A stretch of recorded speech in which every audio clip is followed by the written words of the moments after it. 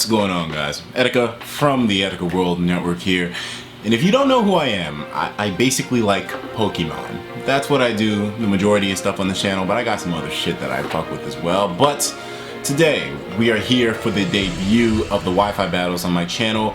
They've been absent for quite a long time. I did a couple of trials back maybe like a month or two ago, but the Wi-Fi Battles are finally complete. There were a lot of things I wanted to get out of the way, a lot of testing, speculation, so I really give you a heartfelt apology right now if you were one of those people that was just waiting hand and foot for my Wi-Fi Battles to come out. They're finally here, post-narrated. It requires a little bit more work than live battles, but it definitely is worth it for the end product. Cinematic as usual. I'm really happy to finally have this rolling out, and the format of my Wi-Fi battles is going to be changing drastically from what it used to be, and I think you guys are really going to like the new setup that I have for it. Anyways, today, as you've seen from that amazingly sexy intro in the beginning, we have an opponent who has such significance to me. Basically, the opponent that I'm going against today is AreYouBrownXP, who was one of the biggest influences on me to start my YouTube channel a year ago, or even further back, 2 years ago when I had my first YouTube channel, because there was one before this one called Etika World Network. This one's called EW Network, even though it's the same thing. But anyways, this guy was a massive influence to me and what helped to get me to where I am today. And so when I saw that he came back to YouTube 5 days ago, there was no way that I could not have him be in the first Wi-Fi battle. So I kind of changed plans up a little bit. We did a lot of preparation, you know, a lot of stuff was done in order to get things right. So we have a series going up against AreYouBrownXP. We're gonna break him into the game really nicely, so I hope you guys are excited for that. You're about to watch me battle somebody who was a major inspiration to me, and of course he's in the description, so check his channel out below. Let's try to see if we can get him off to a good start. But anyways, I've been rambling on for quite a bit. I'm really excited to have this be my first post-narrated Wi-Fi battle in so long. I hope I'm not rusty at this shit, because it's been quite a long time, so I hope I still got the juice. But anyways, this is such a throwback. It's been a while. Alright, let's get into it right now. So, this is crazy, man. AreYouBrown starts off with Rotom Wash, and I start off with my Tyranitar. This is the same team that I've been using on Pokemon Showdown for quite a while now, and so I'm pretty much used to these guys, you know? They work out really well in my favor for a lot of the battles that I have with them. I'm really kind of adjusted to how well they can do and what situations they can take damage in and where I want them and whatnot. So he's going against a quite well-seasoned team, and he's got a pretty threatening team on his end, as you can see there. So anyways, I've been rambling on. I go into my Gore guys, Maleficent in the building, and I figured that that was the best move because I'd be able to take whatever Rotom wants to do, and I don't mind the burn as much. And plus, since I have the Sandstorm going on, I want to be able to get some residual damage on all of his Pokemon since, I don't know, I mean, besides the Rotom and maybe the Landorus, I don't really see the Pokemon carrying leftovers too much, and especially this Greninja. So, whatever, the Sandstorm is good. I'm able to protect stall him a little bit, but of course I don't want to stay in on this Greninja because the Dark Pulse is going to totally eviscerate how do you say that fucking name? Maleficent? Maleficent? Maleficent? Maleficent? Maleficent? I don't know, but either way, it's a sexy ass Pokemon. I love Gourgeist with a passion, as some of you guys may just know, but Gourgeist cannot stay in there, so Tyranitar goes in, absorb the Dark Pulse from the Greninja, eats it up with no problem. But one thing that I did, this is going to be a mistake that you guys rip me for, because for some reason I thought that U-turn was neutral on Tyranitar because Rock resists Bug, but Rock does not resist Bug, obviously. The U-turn does a ton of damage to me, and plus I predict wrong, thinking that the Greninja is going to stay in and probably try to go for a water move on me, and I tried to go for the Thunder Wave, but he switched out, well, U-turned out into his Lando. But this is good, because I know he's probably not going to switch Lando out because he wants to get them stealthies up. I use this as an opportunity to go for that Ice Beam on my Tyranitar and totally take out Lando. Yeah, okay. It's a special offensive Tyranitar.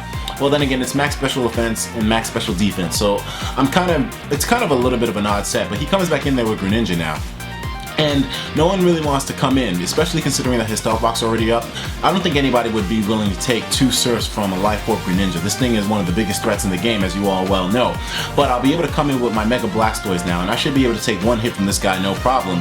But of course, he most likely knows that too. AreYouBrownXP is not an inexperienced battler by any means. He just hasn't been on the YouTube scene lately, so there's no way he's gonna pull that bullshit. But here I make one of the stupidest moves in the game. I go for an Aura Sphere, just feeling like it would be the most solid option, just in case Greninja did stay in, because if he did stay in and he went for like a Grass Knot or something, I think I would be able to live with a smidgen, but I wouldn't want to go for like a, I don't know, I wouldn't want to go for a Dark Pulse in case he did go for the Dark move. It was kind of, it was bad thinking on my part.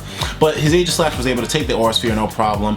Then he goes into his Azumarill, who will obviously be able to take whatever Blastoise wants to do, Mega Blastoise that is. So I see this as an opportunity to go into Maleficent. But Maleficent, even though it's max HP, max defense, I'm not able to take the play rough in the Azumarill too well. It's Choice Banded, of course, so I go for the Protect to try to stall him out, probably get some more leftovers recovery, and he goes into his Aegislash, which is a great switch-in for him. But I see this as an opportunity to go for a Will-O-Wisp because, you know, considering that Aegislash are mostly physical, this shouldn't be a problem, right? Well, he reveals that he's got Shadow Ball. He teabags the shit out of Maleficent. She gets it right up the mouth, and that's the end of her. So, I always get thrown off by Aegislash. As soon as I see them, I think physical, but they can run around with Shadow Ball, and they have really high special attack too. So I think that's a little bit unfair, but whatever. It's a sword. How does a sword have special attack? But whatever. The guy takes out Maleficent, and it kind of sucks, but not too much because he is burned. He does have some residual damage, and plus with Mega Blastoise in there, the Dark Pulses are going to have this guy in the ropes, even to the point where I fucking get the flinch. Alright, I acknowledge that was some lucky shit. Like that was so lucky on my end. But you know what, hey, you can't control the axe. I guess this guy tries to get in with little damage he can. He goes for the Shadow Sneak. I just go for the Skull, trying to be safe. In case the Azumarill came in, I wouldn't mind having to burn on that thing. When you consider all my other moves, Azumarill gets hit pretty much with everything. Not very effective because I got Skull, I got Dark Pulse, I got Aura Sphere, so Skull was the best option there, but I do lose my Mega Blastoise. I was hoping that he would be able to live the Volt Switch with a smidgen so that I could go for the Rapid Spin and get rid of those rocks so that my Darmanitan could come in real easy, but sadly I'm not, so I have to deal with those rocks shoving themselves up my Gyarados' ass and my Darmanitan. Everyone's gonna not appreciate those rocks, even my Haxorus. So anyways, now, I make another foolish play, and I decide to go for the Thunder Wave, even though the Rotom Wash switch was pretty damn obvious. So that, you see, I'm playing really badly here. AreYouBrown kind of had me on the ropes a little bit because he's making some very offensive plays. The U-turn, the Volt turning strategy kind of has me on the ropes here.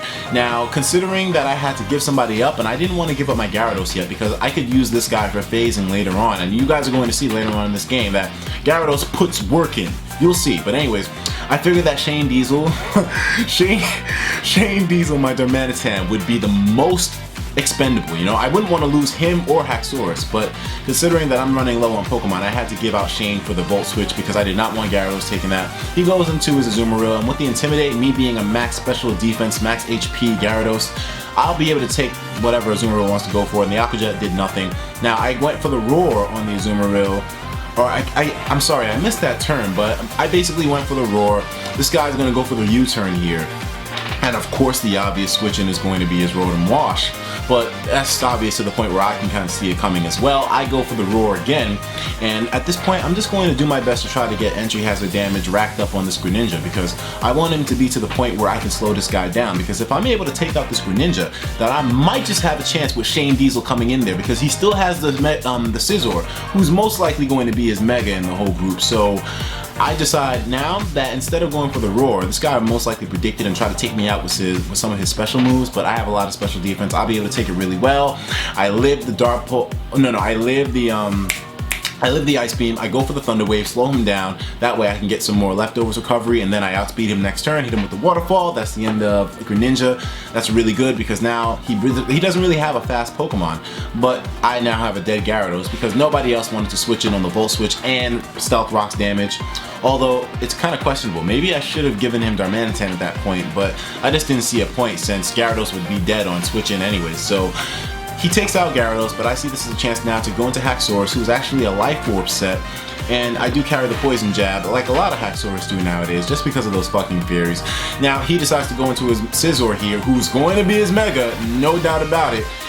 And I'm kind of in a bad position here now, because I have my Haxorus and my Darmanitan left, he has his Rotom and his Scizor left. This Earthquake, even though it's powered up by the Life Orb, it's not going to do anything to the Scizor. And I know for a fact that his Scizor is max HP, max defense. So this thing, after setting up a Sword Dance, is going to be damn near almost impossible to take out. Even with Shane Diesel coming in, those Stealth Rocks are going to ruin my shit. And even if the Stealth Fox didn't, he already has a sword dance behind a Technician powered up bullet punch, so that was going to be the end of me. So on a 2-0 defeat, AreYouBrown starts off this series really strong with the first win. It was a damn good game though, you know, it definitely brought me back into it. I hadn't played Showdown for a while, so I didn't really have too much practice beforehand. I kind of just jumped in there with the team I had been using, and he definitely brought the heat in, you know. I'll admit, AreYouBrown, I was sleeping on you a little bit, dude, because I was kind of saying, you know, it's been a while since this guy's uploaded videos to YouTube, but that doesn't mean that he hasn't played the game, so lessons learned there. It was a really good game though. I enjoyed it thoroughly, and it's great to see AreYouBrown back in the building. You know, he really was just a huge help for me when the whole Pokemon Pit beta was going on. He helped me get through the trials and whatnot, and he even suggested me for the main channel. You know, old stuff that some of you guys probably don't even know what the hell I'm talking about, but it just was really significant, man. I really want to thank you for that. And I hope you guys who watched the video are looking forward to the next games in the series that we're having, you know. So like you saw in the beginning, this is round 1. Well, we got another round going, and if I win that one, then we'll go for another one. It's gonna be crazy, man. You guys are about to see Wi-Fi battles done in a way that you have not seen before, and I hope you guys are as amped up for it as I am. I'm going to do my best to bring you the best quality I can. I'm trying to put this whole thing on the map, and you know, it's thanks to dudes like you that I'm able to do what I do, and I just hope that the support and the love continues to flow from you guys. But I'm gonna stop being a bitch now.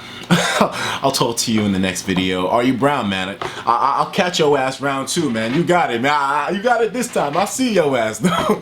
Take care of yourselves. I'm acting the fool. Take care of yourselves, and of course, as usual, please have yourself a damn good one.